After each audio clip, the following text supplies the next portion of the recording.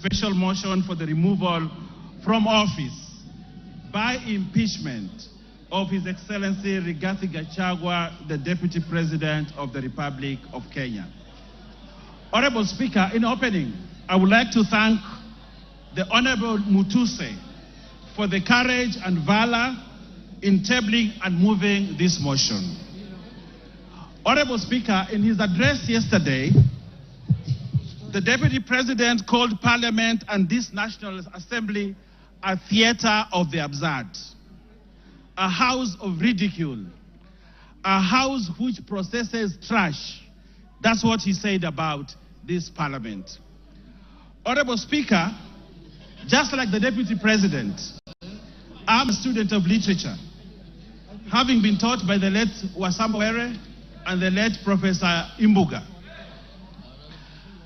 In the definition, Honorable Speaker, of the theater of absurd, a theater of absurd is without plot, is directionless, is laced with stupidity, lacks thoughts, lacks coherence of ideas.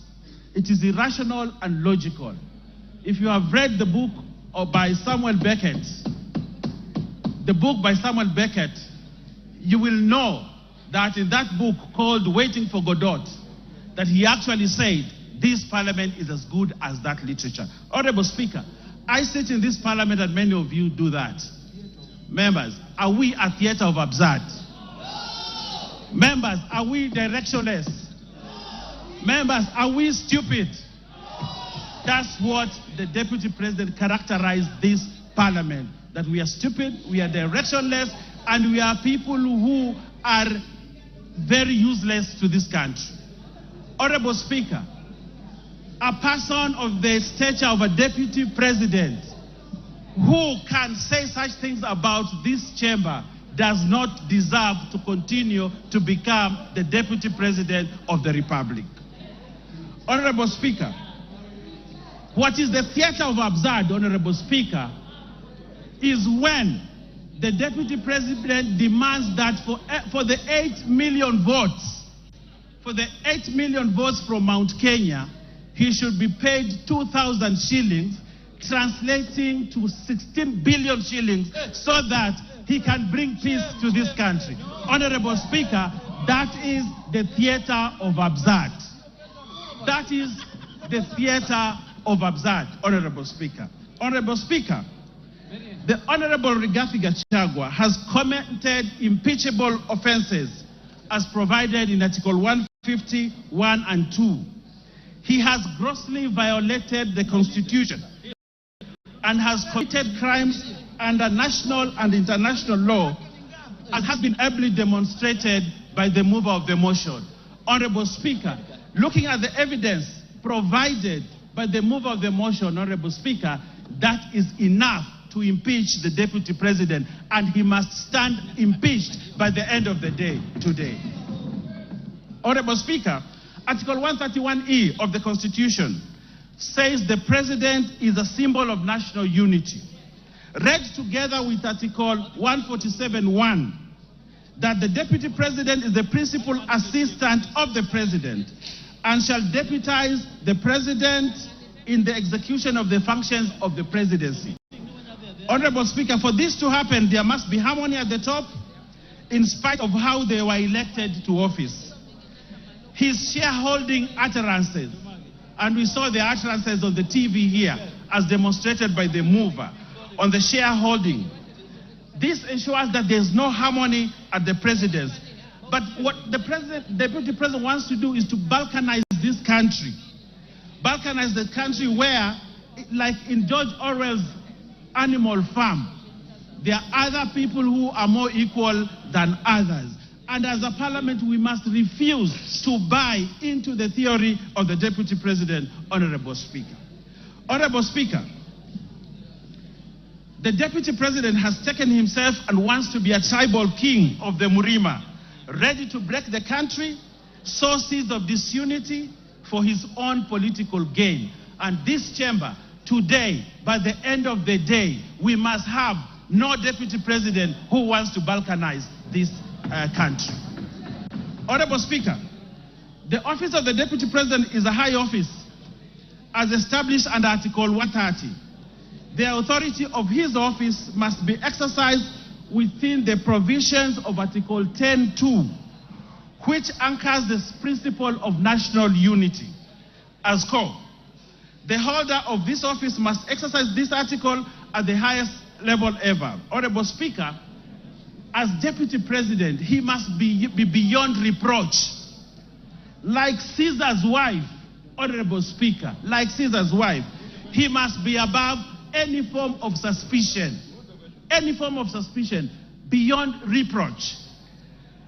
But Honorable Speaker, the utterances and the actions of the Deputy President brings his reputation to disrepute, because he has sown sort of disunity and he has taken a trajectory that is likely to bring balkanization of this country. For that, Honorable Speaker, we cannot continue to have a Deputy President who cannot uphold the oath of his office, and therefore Rigathi Gachagua must go. Honorable Speaker, if you look at the story of Pompey, the wife of Julius Caesar, you realize that although she had been accused of sacrilege, but the court acquitted her. But Julius Caesar actually divorced Pompey, not because of what she had been accused of, but because there was suspicion that he could have done something like that. And on that, only on that, Honorable Speaker, as a chamber, as a parliament, we have the authority and right to say, this guy has brought himself to disrepute, he has gone below, and he has portrayed himself as a man who cannot be trusted with the position of a Deputy President of the Republic of Kenya, and therefore Rigathi Gachagua must go. Honorable Speaker, Article 131(2) C and D gives the President and his deputy the responsibility to promote and ensure the unity of the nation and promote respect for the diversity of the people and communities. Honorable Speaker, the Deputy President has presided over the politics of exclusion and has championed the rise and resource allocation to only one region of this country. Has the Deputy President exhibited the values of national unity and diversity? No, Honorable Speaker, he has not. He does not embrace that value, a key value of the Constitution, and therefore this Deputy President must remain impeached, because for him the vocabulary of diversity and unity does not exist in his vocabulary. On that premise, Honorable Speaker, the Deputy President, Geoffrey Rigathi Gachagua, must go by end of today. Honorable Speaker, Article 4, 5, and 6 of the Constitution, read together with the third paragraph of the Constitution of Kenya, reinforces the fact that Kenya is one united, indivisible state. In the same breath, Honorable Speaker, the Constitution establishes the structures of counties as units of sharing resources.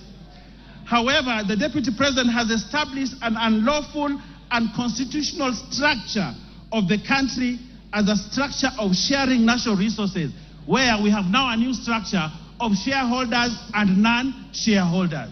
Honorable Speaker, that is sacrilege. We cannot establish another structure of resource allocation apart from the one provided in the Constitution. But now we have a new structure where those who are shareholders in the country get more resources, and those that are not shareholders don't get resources. For that new structure that he's trying to establish in this country, the Deputy President, Rigathi Gachagua, must go. Honorable Speaker, there was a time in this country, Honorable Speaker, if you allow me to say this, and I will ask you to add me a few minutes more to say this, that there was a time in this country when the Deputy Chief Justice, the Honorable Nancy Baraza, was bundled out of office because of impropriety, because of an issue that Kenyans thought was not proper. Nancy Baraza, just pinching the nose of someone. And she was bundled out of office, the high office of the Deputy Chief Justice of this country. That's what happened, Honorable Speaker. Just pinching a nose. and she was bundled out of office. But here we have a deputy president who has committed sacrilege, trying to balkanize this country. A deputy president who has called people names. A deputy president who has called a member of parliament a prostitute. A deputy president who has amassed wealth that cannot be accounted for. For that, Honorable Speaker, just like Nancy Baraza was bundled out of office, the deputy president must also be bundled out of office because of that impropriety. Honorable Speaker, we saw the mover has ably demonstrated to us how he took on a judge. But Honorable Speaker, it is not just a judge, it is a female judge. Honorable Speaker, probably he attacked this judge because she was a woman, a lady judge.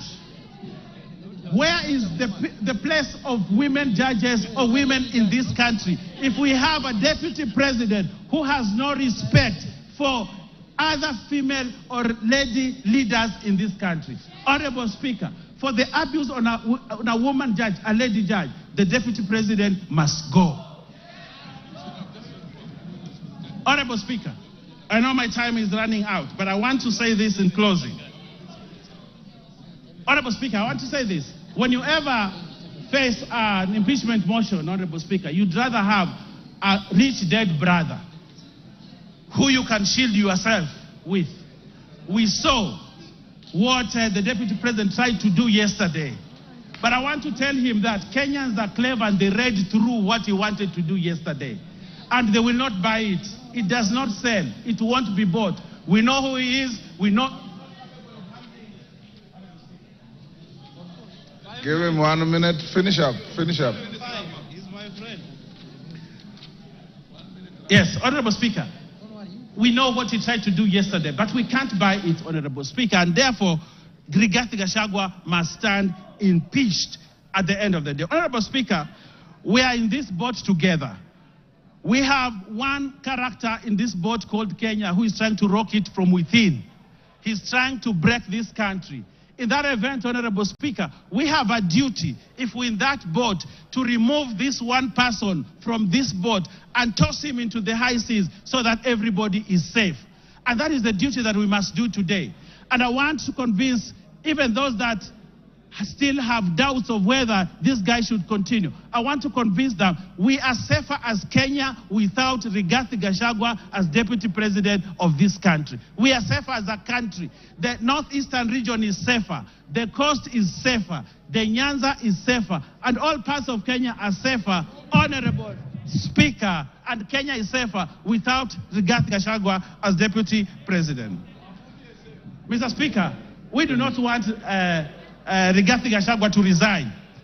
We want this house, which he has called the House Theatre of Absurd, Honorable Speaker, to impeach him so that he knows that he needs to respect institutions also.